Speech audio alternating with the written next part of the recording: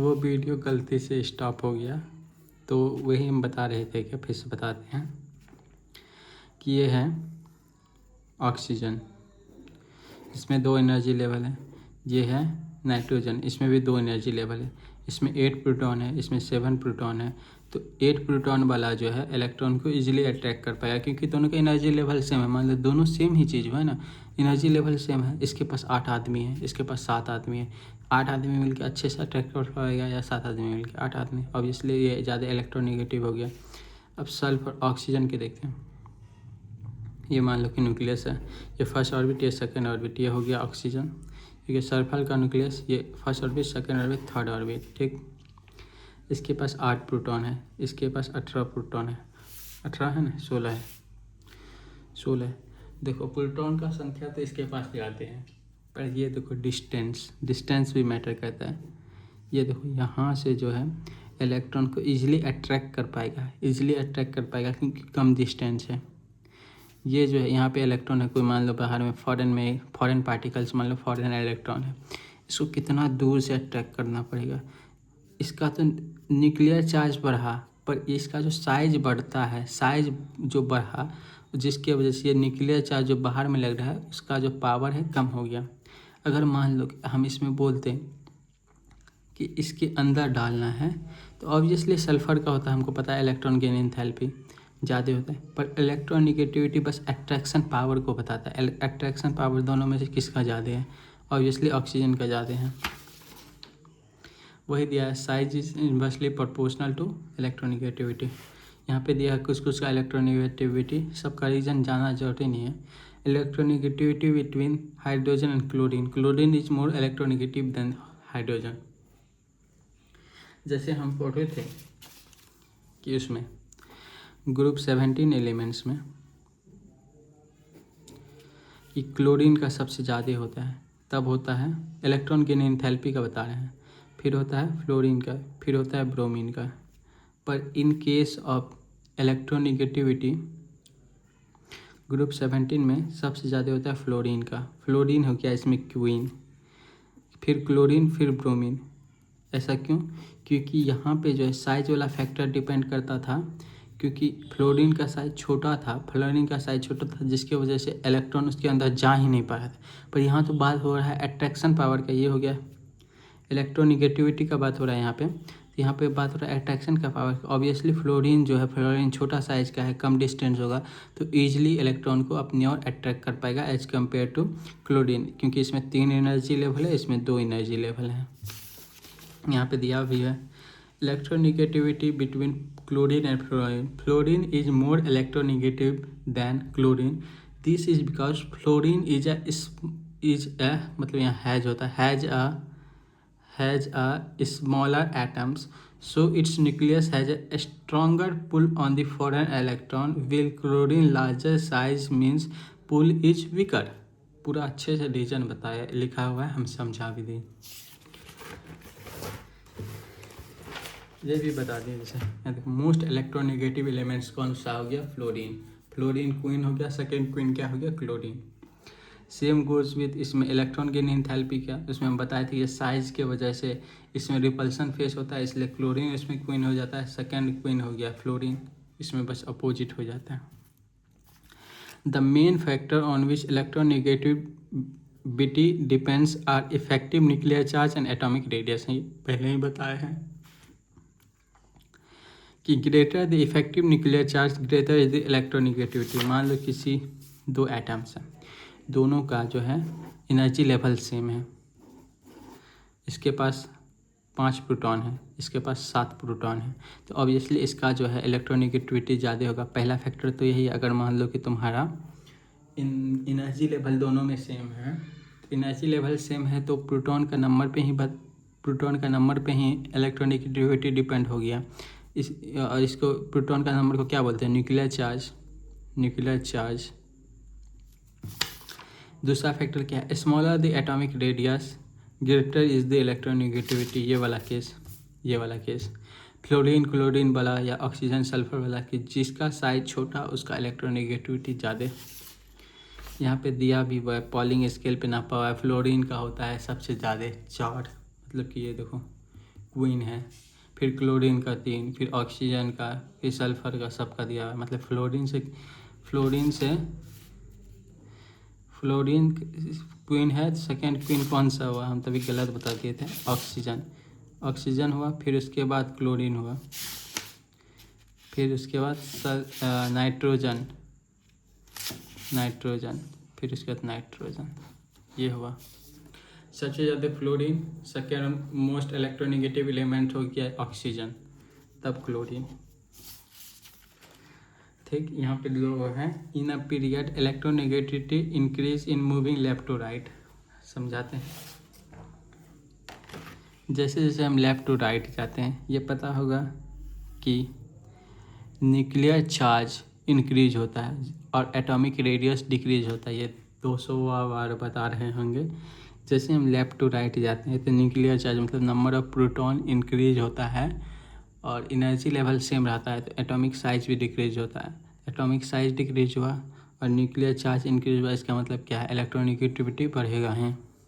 क्योंकि इलेक्ट्रोनेगेटिविटी दो ही फैक्टर पे डिपेंड करता है, साइज पे, जिसका कम साइज उसका ज़्यादा इलेक्ट्रोनेगेटिविटी, और दूसरा कि न्यूक्लियर चार्ज पे, जिसका ज़्यादा न्यूक्लियर चार्ज उसका मोर इलेक्ट्रोनेगेटिविटी। तो दोनों फैक्टर इसमें सपोर्ट ही कर रहा है। ठीक, उसके बाद यही बोला है, reason is that nuclear charge increases, मतलब नंबर ऑफ प्रोटॉन इंक्रीज हो रहा है लेफ्ट टू राइट जाने में, whereas atomic radius decreases, ये भी है, as we move from left to right in a period. पूरा अच्छे से रीजन भी लिखा हुआ है। Halogen have the highest value of electronegativity in their respective periods. ये पीरियड कहलाता है, पीरियड हो गया। इसमें से ये फुल पीरियड में सबसे ज़्यादा इलेक्ट्रोनेगेटिव एलिमेंट हेलोजन फैमिली ही हुआ।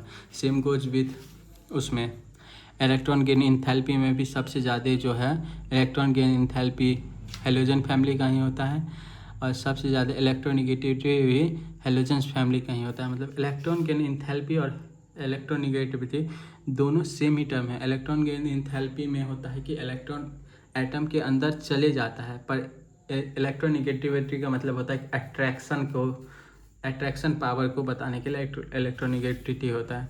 जैसे फिर आयनाइजेशन इंथैल्पी मेटल्स का ज़्यादा होता है, जैसे जाते हैं ऐसे, मतलब कि मेटल्स का कम होता है।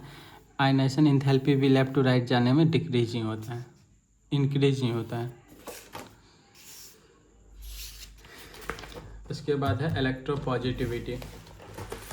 Just opposite of electronegativity is called electropositivity. देखो इसका मतलब क्या होता है, tendency of atoms of an elements to lose electrons and form positive ion is known as electropositivity. जैसे इलेक्ट्रोनेगेटिविटी का मतलब क्या होता है कि बाहर का कोई इलेक्ट्रॉन को अट्रैक्ट करना। ठीक, इलेक्ट्रोपॉजिटिविटी का मतलब क्या होता है कि अपना एक इलेक्ट्रॉन डोनेट करना बाय इजली। मतलब ये सेम टू सेम वैसा है कि जिसका कम आयनाइजेशन इंथैल्पी होगा उसका ज़्यादा क्या कहते हैं इलेक्ट्रोपॉजिटिविटी होगा। इलेक्ट्रोपॉजिटिविटी जो है उसका जस्ट अपोजिट होता है आयनाइजेशन इंथैल्पी का, just opposite, inversely proportional to ionisation enthalpy. मान लो कि जिसका सबसे कम आयनाइजेशन इंथैल्पी होगा उसका इलेक्ट्रोपॉजिटिविटी सबसे ज़्यादा होगा। Tendency of atom of an elements to lose electron and form positive ion is known as electropositivity. A more electropositivity elements has more metallic characters। पता ही है कि इधर वाला एलिमेंट इजीली इलेक्ट्रॉन डोनेट कर देता है, तो ये सब इलेक्ट्रोपॉजिटिव एलिमेंट है। ये भी यहाँ से लेके यहाँ तक ये सारा, जैसे जैसे लेफ्ट टू राइट जाते हैं इलेक्ट्रोपॉजिटिविटी डिक्रीज होते जाता है। सबसे ज़्यादा इलेक्ट्रोपॉजिटिव एलिमेंट्स ये सब होता है। ये एक इलेक्ट्रॉन तो इजीली चुल्लू भर एनर्जी में ही डोनेट कर देगा, यदि 2 इलेक्ट्रॉन कर देगा चुल्लू भर पानी में, चुल्लू भर एनर्जी में। ठीक, ये सब तो वेरिएबल होता है। ये मान लो कोई 2 करता है, इसमें जैसे मैग्नीज है, ये 7 इलेक्ट्रॉन तक डोनेट कर देता है। 7 इलेक्ट्रॉन सोचो डोनेट कर देता है, डोनेट नहीं करता है मतलब कि उसके साथ बॉन्ड बना लेता है। देखो in a period from left to right electropositivity decrease. हम बताए हैं कि लेफ्ट टू राइट जाने में मेटालिक कैरेक्टर डिक्रीज होता है, तो इलेक्ट्रोपॉजिटिविटी भी डिक्रीज होता है। In a group from the top to bottom electropositivity increase. Top to bottom आने में इलेक्ट्रोपॉजिटिविटी इंक्रीज होता है, क्योंकि मान लो कि ये जो है ये इलेक्ट्रॉन मान लो कि इजीली दे देता है। जैसे जैसे साइज बढ़ता है इलेक्ट्रॉन मतलब रिलीज करने का जो क्षमता है वो बहुत ज़्यादा हो जाता है। समझाते हैं कैसे। जैसे लिथियम है, इसमें कितना होगा, 2 होगा। मतलब नीचे वाला है उसका 4 लेयर है। मान लो यहाँ कोई इलेक्ट्रॉन है, 1 इलेक्ट्रॉन बस है, तो ये तो ईजिली क्या कहते हैं, इसको क्या कहते हैं, रिलीज कर देगा, क्योंकि इसका जो अट्रैक्शन होता है ये बहुत कम होता है, बहुत कम होता है एज कम्पेयर टू इसमें जो अट्रैक्शन है ये थोड़ा ज़्यादा होता है, क्योंकि स्मॉल साइज़ की वजह से। इसका एक और फैक्टर समझ लो, हमको पता है कि जैसे टॉप टू बॉटम आते हैं तो इलेक्ट्रॉन आयनाइजेशन एंथैल्पी क्या होता है, डिक्रीज होता है। डिक्रीज हुआ आयनाइजेशन एंथैल्पी तो इलेक्ट्रोपॉजिटिविटी इंक्रीज होगा। इलेक्ट्रोपॉजिटिविटी इंक्रीज होगा मतलब मेटालिक कैरेक्टर इंक्रीज होगा। इलेक्ट्रोपॉजिटिविटी का ही मतलब हो गया कि metallic character. Down the group आते हैं, टॉप टू बॉटम आते हैं, आयनाइजेशन एंथैल्पी कम होता है। आयनाइजेशन एंथैल्पी कम होता है मतलब इलेक्ट्रोपॉजिटिविटी बढ़ता है। इलेक्ट्रोपॉजिटिविटी बढ़ा तो मतलब कि मेटालिक कैरेक्टर बढ़ा। ये चार्ट में सब दिया हुआ है, ये चार्ट ही समझो। इसके बाद कुछ नहीं है, क्वेश्चन है कुछ। यहाँ देखो,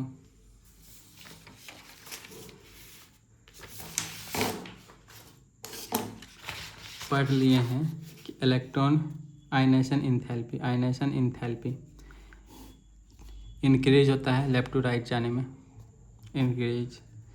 इलेक्ट्रॉन गेन एंथैल्पी इंक्रीज होता है ऑब्वियसली लेफ्ट टू राइट जाने में। उसके बाद क्या है, इलेक्ट्रोनिगेटिविटी भी इंक्रीज होता है।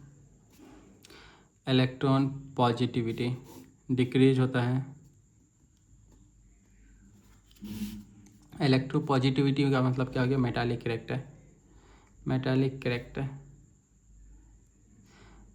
कैरेक्टर भी डिक्रीज होता है। Non metallic character just opposite. Non metallic character बताओ, इधर वाला मेटल होता है, उधर नॉन मेटल होता है, क्या होता है, नॉन मेटालिक कैरेक्टर धीरे धीरे बढ़ते जाता है तो इंक्रीज होता है।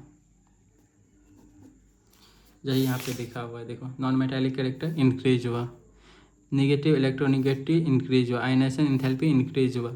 एटॉमिक रेडियस ये इधर साइन है, मतलब इधर से इधर आने में इंक्रीज हुआ, इधर से इधर जाने में डिक्रीज हुआ। यहाँ लिख देते हैं एटॉमिक रेडियस डिक्रीज हुआ। एटॉमिक साइज ये भी डिक्रीज हुआ। ठीक, अब टॉप टू बॉटम का समझते हैं। Ionisation enthalpy top to bottom जाने में क्या होता है, डिक्रीज, बस डी लिख देंगे। Electron gain enthalpy top to bottom जाने में क्या होता है, सोचने दो यार। इलेक्ट्रॉन गेन एंथैल्पी क्या होता है, डिक्रीज ही होता है, हम खुद कंफ्यूज हो जाते हैं। इलेक्ट्रॉन मतलब क्या है, इलेक्ट्रोनिगेटिविटी मतलब क्या हुआ, अट्रैक्शन पावर। एटॉमिक साइज बढ़ा तो घटेगा ही ऑब्वियसली। इलेक्ट्रॉन पॉजिटिविटी इंक्रीज हुआ। डाउन दी जैसे टॉप टू बॉटम आते हैं तो साइज बढ़ा तो मेटालिक कैरेक्टर बढ़ा, इलेक्ट्रोपॉजिटिविटी बढ़ा, मेटालिक कैरेक्टर जैसे लिख सकते हैं मेटालिक कैरेक्टर, तो टॉप टू बॉटम आने में इंक्रीज होता है। नॉन मेटालिक कैरेक्टर इसका उल्टा, नॉन मेटालिक कैरेक्टर नीचे आने में डिक्रीज होता है।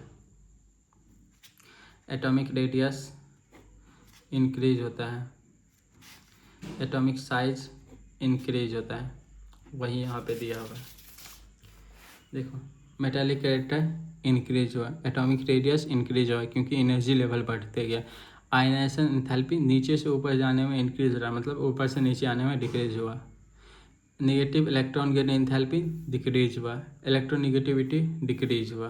वो ऊपर जाने का मतलब क्या है, उसको उल्टा समझ लो कि डिक्रीज हो रहा है, डिक्रीज का साइन हुआ ऊपर जाने वाला, से इंक्रीज हो रहा है, ये डिक्रीज हो रहा है।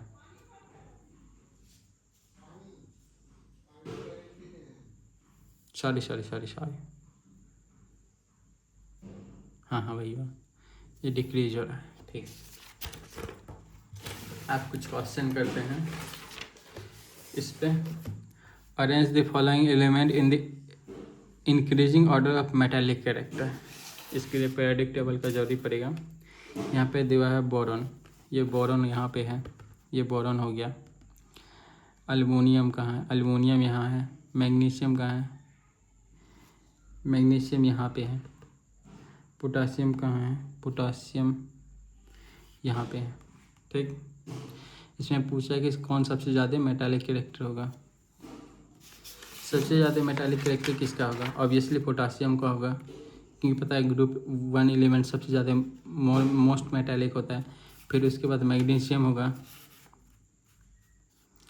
उसके बाद मैग्नीशियम होगा, क्योंकि इधर का तो मेटल्स होता है कंपलसरी है। फिर जैसे जैसे लेफ्ट टू राइट जाते हैं तो मेटालिक कैरेक्टर घटते जाता है। अब देखो, बोरोन एंड अल्युमिनियम दोनों सेम ग्रुप में है। अब इस दोनों में कैसे पता करेंगे कि मेटालिक कौन ज़्यादा मेटालिक है? हमको तो पता है कि लेफ़्ट टू राइट जाने में मेटालिक कैरेक्टर डिक्रीज होता है, नॉन मेटालिक कैरेक्टर इंक्रीज होता है। मतलब कि जब ऐसे जा रहे हैं धीरे धीरे मेटालिक कैरेक्टर डिक्रीज होते जा रहा है। और टॉप टू बॉटम आने में भी पढ़े थे ना, टॉप टू बॉटम आने में मेटालिक कैरेक्टर क्या होता है? इंक्रीज होता है। जैसे जैसे हम नीचे आते हैं मेटालिक कैरेक्टर इंक्रीज होता है। अब मान लो कि ये दोनों तो सेम ग्रुप के एलिमेंट्स है। पहले हम देख ली इधर से जाते वक्त पोटासियम यहाँ है, पोटासियम सबसे ज़्यादा मेटालिक हो गया। उसके बाद मैग्नीशियम में सबसे ज़्यादा मेटालिक हो गया। अब इधर आए देखते ये दोनों एलिमेंट सेम कम उसमें है, ग्रुप में है। तो अल्युमिनियम ज़्यादा मेटालिक होगा एज कम्पेयर टू बोरॉन, क्योंकि ये देखो डाउन दी ग्रुप जाते हैं, डाउन दी ग्रुप जब जाते हैं तो मेटालिक कैरेक्टर इंक्रीज होता है। तो ये अल्युमिनियम हो गया, कम सबसे कम बोरॉन हो गया। यहाँ लिखा भी हुआ रीजन देखो, बोरॉन 13 ग्रुप सेकेंड पीरियड का एलिमेंट है, 13 ग्रुप थर्ड पीरियड का एलिमेंट है। ये तो हम देख के ही लिखे हैं, पीरियोडिक टेबल हमको याद नहीं है। Magnesium second group third period का एलिमेंट है। Potassium first group fourth period का एलिमेंट है। इसे देख के हम लिखे थे। देखो ये मोस्ट मेटालिक जो फर्स्ट ग्रुप पहला ग्रुप में है तो सबसे ज़्यादा मेटालिक होगा, ये सेकंड मोस्ट मेटालिक होगा क्योंकि ये दूसरा ग्रुप में है। उसके बाद देखो ये दोनों 13 ग्रुप है, 13 ग्रुप में जो है ये सेकंड पीरियड का है बोरॉन, ये थर्ड पीरियड का है। तो हमको पता है कि नीचे जैसे जाते हैं first second third fourth fifth, अगर यहाँ गैलियम होता इंडियम होता तो इंडियम सबसे ज़्यादा मेटालिक होता, तब गैलियम, तब एल्यूमिनियम, तब बोरॉन। क्योंकि डाउन द ग्रुप जाते हैं तो मेटालिक कैरेक्टर बढ़ते जाता है। तो यहाँ पे लिखा है both belong to 13 group, L is more metallic due to third period की वजह से वो ज़्यादा मेटालिक है, यहाँ पे लिखा हुआ है। इसमें पूछा arrange the following elements in increasing order of non metallic character. Non metallic character increasing order में बोला है। हमको पता है कि लेफ्ट टू राइट जाते हैं तो मेटालिक कैरेक्टर इंक्रीज होता है। यहाँ पे देखते हैं बोरॉन है, ठीक, कैल्शियम है, सिलिकॉन है, नाइट्रोजन है, फ्लोरीन है, ठीक। ये चारों एलिमेंट है, boron, carbon, nitrogen, fluorine, silicon. पहले ये चारों को अरेंज करते हैं। बोरॉन सबसे कम मेटालिक, फिर उसके बाद क्या बोला, इंक्रीजिंग बोला ना, फिर कार्बन, फिर नाइट्रोजन, फिर फ्लोरीन सबसे ज़्यादा मेटालिक। जिससे हमको पता है कि इधर से इधर लेफ्ट टू राइट जाते हैं तो मेटालिक कैरेक्टर बढ़ता है। सबसे ज़्यादा मेटालिक ये, तब नाइट्रोजन, तब कार्बन, तब बोरॉन। अब यहाँ पे पूछ रहा है कि सिलिकॉन देखो, सिलिकॉन कहाँ होगा? सिलिकॉन होगा डाउन द ग्रुप जाते हैं तो ये पता है कि मेटालिक कैरेक्टर बढ़ता है, मतलब कि नॉन मेटालिक कैरेक्टर घटता है। ये क्या कहते हैं, ऐसे गए, ये दोनों में कौन से ज़्यादा सबसे ज़्यादा मेटालिक है? ऑब्वियसली सिल्वर होगा। तो नॉन मेटालिक कौन सा होगा? कार्बन। मतलब कि डाउन द ग्रुप जाते हैं तो नॉन मेटालिक कैरेक्टर घटता है। ये ज़्यादा नॉन मेटल होगा, ये कम नॉन मेटल होगा क्योंकि घट रहा है। तो ये ज़्यादा नॉन मेटल है तो कार्बन यहाँ होगा ही, यहाँ पे सिलिकॉन होगा, यहाँ पे सिलिकॉन होगा। देखो ऐसे ही है, ये तो डिक्रीजिंग ऑर्डर में लिख दिया है पर यहाँ इंक्रीजिंग था। इसको देखो ना, उल्टा करके देखो ना, जैसे फ्लोरीन है, नाइट्रोजन है, कार्बन है, फिर सिलिकॉन है, फिर बोरॉन है लास्ट में। यहाँ देखो, हम यहाँ रीजन लिखा हुआ है सबका। देखो बोरॉन 13 ग्रुप का सेकेंड पीरियड का एलिमेंट है, ठीक। ये सब का लिखा हुआ है। अब बताते हैं फ्लोरीन। फ्लोरीन तो मोस्ट इलेक्ट्रोनेगेटिव एलिमेंट्स है in the periodic table that is non metallic. Electronegative elements generally non metallic elements in electronegative रहते हैं। उसके बाद ये देखो 15 group, as we move left to right non metallic character increases. तो nitrogen हो गया, ठीक। सिलिकॉन एंड कार्बन देखो, both belong to the same group but carbon is more non metallic because as we move top to bottom non metallic character decreases. Non metallic character decrease हो रहा है। ये दोनों में कौन ज़्यादा होगा? डिक्रीज हो रहा है, ये ज़्यादा होगा, ये कम होगा, इसलिए हम कार्बन को पहले लिखे हैं तब लिखे हैं सिलिकॉन को। ये आंसर इसका ऐसे होना चाहिए था।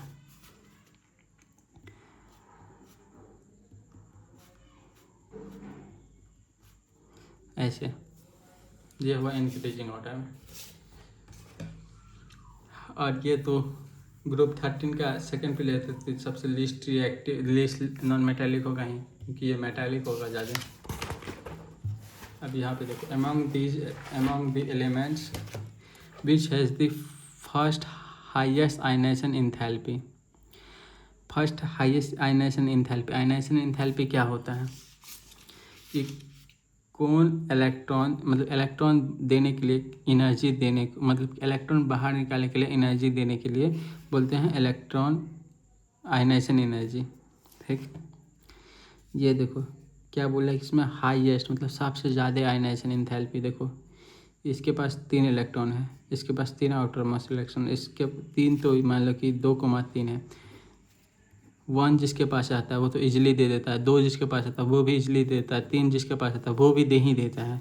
पर जिसके पास 4 होता है वो नहीं देना चाहता, जिसके पास 5 होता है वो नहीं देना चाहता हमको, जैसे नहीं देना चाहता। ये सबका आयनाइजेशन एंथैल्पी बहुत ज़्यादा हाई होता है। मतलब ये 50 जूल का एनर्जी तुम दे दिया, जिसके पास 2 इलेक्ट्रॉन था वो 100 जूल में दे दिया, जिसके पास 3 इलेक्ट्रॉन था वो 500 जूल में दे दिया।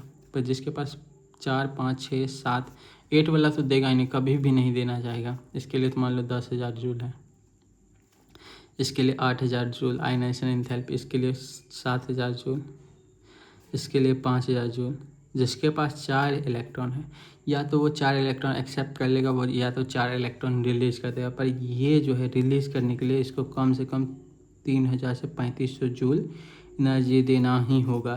सोचो कहाँ ये 500 जूल में 3 इलेक्ट्रॉन दे रहा था, कहाँ 3,500 जूल में एनर्जी क्या कहते हैं इलेक्ट्रॉन रिलीज करेगा। तो इसी में पूछा एक हाईएस्ट फर्स्ट आयनाइजेशन एंथैल्पी किसका है, ये तो मान लो दे देगा, ये इसके पास 3 इलेक्ट्रॉन ये दे देगा। अब बचा carbon and silicon. Carbon and silicon में जो कार्बन का है 2,4, सिलिकॉन का है 2,8,4। हमको पता है कि आयनाइजेशन एंथैल्पी साइज पे क्या कहते हैं डिपेंड करता है। यहाँ देखो ये रहा कार्बन, ये रहा सिलिकॉन। हमको पता है डाउन द ग्रुप जाते हैं तो एटॉमिक साइज बढ़ता है और आयनाइजेशन एंथैल्पी कम होता है। कम होता है मतलब कि कार्बन से आयनाइजेशन एंथैल्पी सिलिकॉन का कम होगा, इसलिए कार्बन का आंसर हो गया। Due to smaller size not willing to give electron, ये हो गया सबसे ज़्यादा इसके पास ionisation enthalpy. Which has the most negative electron gain enthalpy, पूछा है कौन इसके पास सबसे ज़्यादा इलेक्ट्रॉन गेन एंथैल्पी होगा। तो इलेक्ट्रॉन गेन एंथैल्पी मतलब क्या होता है कि कौन ईजिली इलेक्ट्रॉन एक्सेप्ट कर लेगा, एक्सेप्ट करने के बाद वो किस एनर्जी रिलीज करेगा। इसके पास देखो, इसके पास 3 इलेक्ट्रॉन है, इसको ये ईजिली इलेक्ट्रॉन डोनेट कर सकता है, एक्सेप्ट नहीं करेगा। ये भी ईजिली इलेक्ट्रॉन डोनेट कर सकता है, एक्सेप्ट नहीं करेगा। अब रहा इसमें कार्बन एंड सिलिकॉन में, इसमें भी बताते हैं। कार्बन एंड सिलिकॉन में कार्बन इजीली एक्सेप्ट कर लेगा क्योंकि उसका एटॉमिक साइज छोटा है। एटॉमिक साइज छोटा है, इसका तो आंसर हमको भी नहीं पता, इसका गूगल कर लेना। जहाँ तक हमको पता है कि इसमें रीजन, एक्चुअल रीजन हमको नहीं पता। इसमें तो आंसर कार्बन दिया है, पता नहीं एक्चुअल रीजन। मान लो कि ये सिलिकॉन है, इस पर तो 3 ऑर्बिट हुआ, 3 ऑर्बिट हुआ तो ये भी हो सकता है कि ये रिपल्सन फेस करेगा, पता नहीं इसका actual reason. Which has the highest atomic radius, इसमें से रेडियस पूछा है सबसे बड़ा किसका होगा। यहाँ देखो इसमें हम क्या लिखें, अल्मोनियम, बिकॉज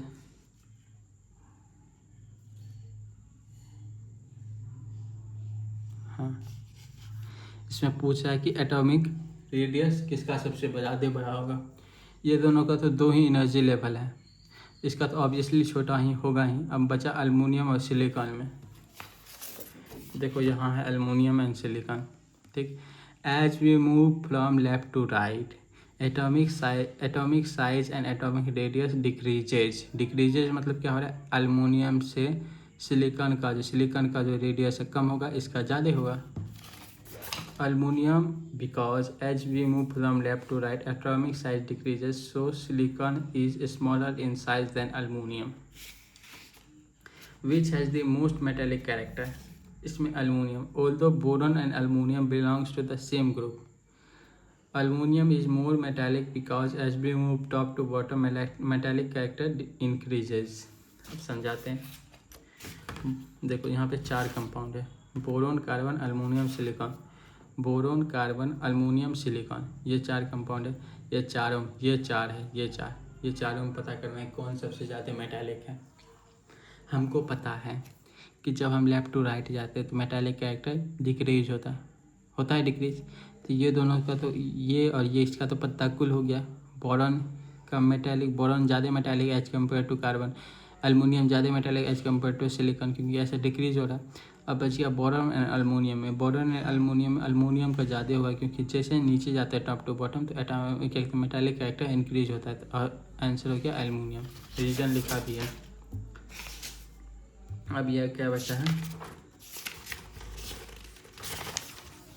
ये पढ़ते हैं। Periodic trends in chemical properties, ये बस थ्योरी है, इसको बस पढ़ लेना है। The chemical property of an elements depends on the electronic configuration and the various atomic properties such as atomic size, ionization enthalpy, electron gain enthalpy. Obviously chemical properties जो है कॉन्फ़िगरेशन पे डिपेंड करता ही है, एटॉमिक साइज पे depend करता ही, ionization enthalpy पे भी depend करता है, क्योंकि जिसका ज़्यादा बड़ा एटम होगा वो क्या कहते हैं केमिकल प्रॉपर्टीज़ पे डिपेंड करेगा ही, इलेक्ट्रॉन गेन एंथैल्पी पे भी करेगा, कौन ज़्यादा इलेक्ट्रॉन इजीली एक्सेप्ट कर लेता है। इसके बाद क्या वैलेंसी क्या होता है, वैलेंसी ऑफ एन इलेक्ट्रॉन में भी define as a combining capacity of elements, ये जो है डिफिनेशन है एक तरह से। Variation in a period, the valency of the elements with respect to hydrogen and chlorine increases from 1 to 4 and then decreases from 4 to 0। ये हम 20 बार बता सकते हैं ये भी चीज़ कि मान लो कि ये कहाँ से कहाँ बोला है, हाइड्रोजन से क्लोरीन। हम समझाते हैं, ये मान लो इसका वैलेंसी क्या होगा, 1 होगा, क्योंकि ये 1 इलेक्ट्रॉन डोनेट कर सकता है। इसका 2 होगा, क्योंकि ये 2 इलेक्ट्रॉन डोनेट कर सकता है। ग्रुप 13 एलिमेंट्स 3 इलेक्ट्रॉन डोनेट कर सकता है, इसका वैलेंसी 3 होगा, इसका 4 होगा। 4 हुआ तो फिर इसके बाद ये क्या होता है, -3, -2, -1, इसका 0। समझाते हैं। +1 हो गया अल्कली मेटल्स का, +2 हो गया अल्कली अर्थ मेटल्स का, +3 हो गया बोरॉन फैमिली का, ये वाला फैमिली का, +4 हो गया कार्बन फैमिली का, उसके बाद -3 हो गया नाइट्रोजन फैमिली का, -2 हो गया ऑक्सीजन फैमिली का, -1 हो गया हेलोजन फैमिली का, उसके बाद 0 हो गया नोबेल गैस का। क्यों, ये 1 इलेक्ट्रॉन डोनेट कर सकता है, ये 2 कर सकता है, ये 3 कर सकता है, ये 4 कर सकता है, ये 3 एक्सेप्ट कर सकता है, ये 2 एक्सेप्ट कर सकता है, ये 1 एक्सेप्ट कर सकता है, ये नहीं एक्सेप्ट करेगा ना डोनेट करेगा। जैसे फ्लोरीन में कोई 1 इलेक्ट्रॉन डोनेट एक्सेप्ट करके वो बन जाता है ना F- Cl-। जैसे ये ऑक्सीजन का O2- होता है ना चार्ज, ये 2- का चार्ज कहाँ से आया, यही 2 इलेक्ट्रॉन जो एक्सेप्ट किया इसके वजह से। मान लो सल्फ़र है तो सल्फ़र भी H2- में एग्जिस्ट करता है, नाइट्रोजन है N3- में एग्जिस्ट करता है, यहाँ पे कार्बन है, कार्बन 4+ में एग्जिस्ट करता है। इसमें थोड़ा सा रेयर केस होता है, ये ऑर्गेनिक में इसके ऊपर एक बड़ा चैप्टर ही है। बोरॉन जो है बोरॉन 3+ में एग्जिस्ट करता है, Mg2+ हम लिखते हैं जैसे, Mg2+ क्यों लिखते हैं, यहाँ देखो Mg है, Mg सेकेंड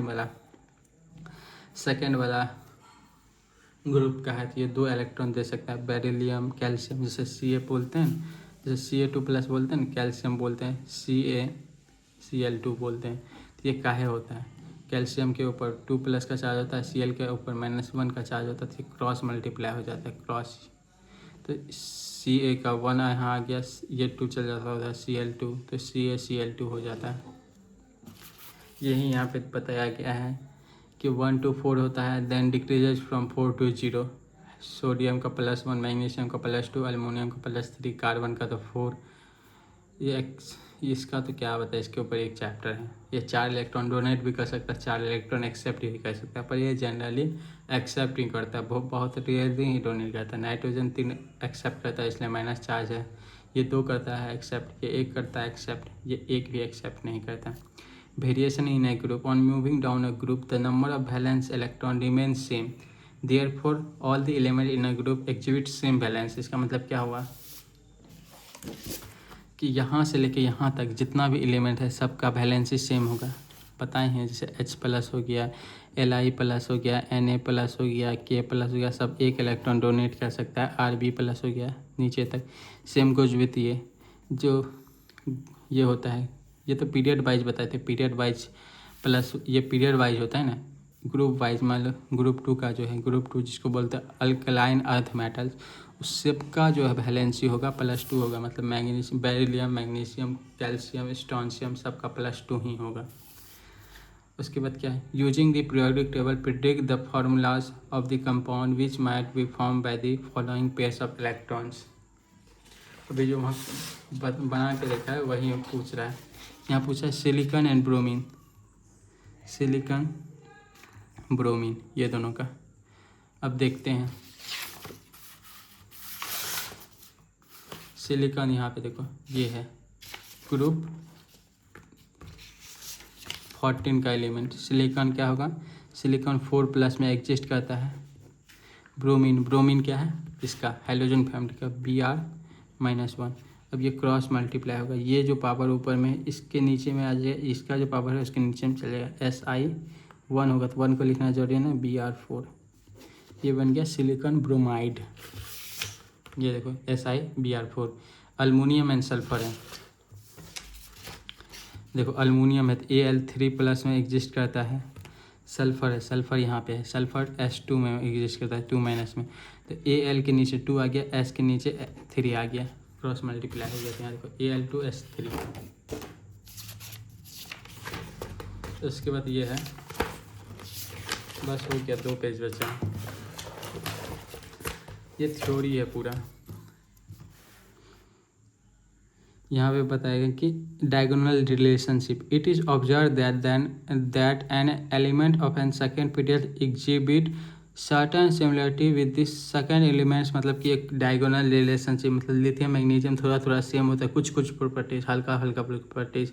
बेरिलियम अल्मोनियम में थोड़ा थोड़ा प्रॉपर्टीज सेम होता है। बोरॉन सिलिकॉन में थोड़ा होता है, कार्बन फॉस्फोरस में होता है। जैसे यहाँ पे देखो, कहाँ से, जैसे यहाँ पे लिथियम मैग्नीशियम में। तो उसके बाद क्या है, बेरिलियम में, बेरिलियम यहाँ पे है। उसके बाद बेरिलियम अल्मोनियम, ये वाला और ये वाला में, क्योंकि ये वाला तो एलिमेंट डी ग्रुप है, ये दोनों को कंबाइन करके बताया। बोरॉन सिलिकॉन में, कार्बन फॉस्फोरस में, यही डायगोनल रिलेशनशिप के बारे में यहाँ पे लिखा हुआ है। For example, lithium resembles magnesium, beryllium resembles aluminium in some respect, मतलब कोई प्रॉपर्टीज मैच करता है। Diagonal relationship is the similarity between the pair of elements in different group and in the different period located diagonally in the periodic table. मतलब different group, obviously इसका group तो different है ही, period भी different है, तो वो diagonally similar होता है कुछ कुछ मतलब रिस्पेक्ट में। कुछ हो गया, मतलब हीटिंग हो गया, या मे बी कुछ होगा, केमिकल प्रॉपर्टीज थोड़ा थोड़ा मैच कर गया। Sometimes the diagonal relationship is explain in the terms of polarizing power. Polarizing power के रिस्पेक्ट में इसको क्या कहते हैं, शो किया जाता है। इसका फार्मूला होता है, पोलराइजिंग पावर का फार्मूला होता है आयनिक चार्ज बाय आयनिक रेडियस का स्क्वायर। उतना ही मैटर नहीं करता है। Periodic table and chemical reactivity, मतलब ये समरी है पूरा फुल चैप्टर का। The periodicity is related to the electronic configuration. All chemical and physical properties are a manifestation of electronic configuration of element. Obviously सारा कुछ electronic configuration की वजह से ही होता है, क्योंकि ये S में क्यों है, ये D में क्यों है, ये P में क्यों है, ये F में क्यों है, इलेक्ट्रॉनिक कॉन्फ़िगरेशन में कौन सा पीरियड में है, कौन सा ग्रुप में है, ये भी इलेक्ट्रॉनिक कॉन्फ़िगरेशन पे ही डिपेंड करता है। इस सब का जो मदर है इलेक्ट्रॉनिक कॉन्फ़िगरेशन ही है। उसके बाद ये वो है the atomic and ionic radius generally decreases in a period from left to right. Obviously left to right जाने में ionic and atomic and ionic radius decrease होता ही है। As a consequences ionisation enthalpy generally increase. पता है ionisation enthalpy left to right जाने में increase होता है। इलेक्ट्रॉन की एंथैल्पी भी इंक्रीज होता है, मोर निगेटिव होता है, मतलब इंक्रीज ही हुआ उसके पर्सपेक्टिव में। This result into high chemical reactivity at the two extreme of the end lowest in the centre. इसका मतलब क्या हुआ कि ये भी मोस्ट रिएक्टिव मेटल्स हो गया, ये भी मोस्ट रिएक्टिव नॉन मेटल्स हो गया, और ये वाला सेंटर वाला जो एलिमेंट है ये वाला जो हो गया ये लीस्ट रिएक्टिव होता है। ये लेफ्ट वाला और extreme left and extreme right ये मोस्ट रिएक्टिव मेटल्स हो गया, ये मोस्ट रिएक्टिव नॉन मेटल्स हो गया। The maximum chemical reactivity at the extreme left among alkali metals is exhibited by the loss of an electron leading to the formation of cation. हम बताए हैं कि alkaline metals और alkaline earth metals easily electron donate कर देता है। Donate करने की वजह से वो क्या फॉर्म कर लेता है, कैटायन। कैटायन का साइज जो है एक्चुअल एटम के साइज से छोटा होता है, ये भी हम बता चुके हैं, क्योंकि वो एक इलेक्ट्रॉन डोनेट किया तो इसका एक एनर्जी लेवल कम हो जाएगा। At the extreme right among halogens so by gain of electrons forming an anions. Anions का भी बताएं कि एनायंस का साइज जो एक्चुअल एटम का साइज से थोड़ा बड़ा होता है, क्योंकि इलेक्ट्रॉन आने की वजह से जो रिपल्सन मतलब अट्रैक्शन फोर्स जो इफेक्टिव अट्रैक्शन जो लग रहा था इलेक्ट्रॉन पे वो कम हो जाता है, जिसके वजह से एटम थोड़ा सा बड़ा हो जाता है, साइज बड़ा हो जाता है। It can be directly related to the metallic and non-metallic character of the elements. The metallic character of an element, which is highest at the extremely left, decreases, and non-metallic character increases, while moving from left to right across the period. Across the period. ये पता है ये metal होता है, left to right जाते metallic character घटता है। इसका मतलब क्या हुआ, लेफ्ट टू राइट जाते नॉन मेटालिक कैरेक्टर बढ़ता है। ये non metallic character left to right जाने में बढ़ रहा है, non metallic character left to right जाने में घट रहा है। वही हो गया, बस इतना ही ये चैप्टर हो गया खत्म।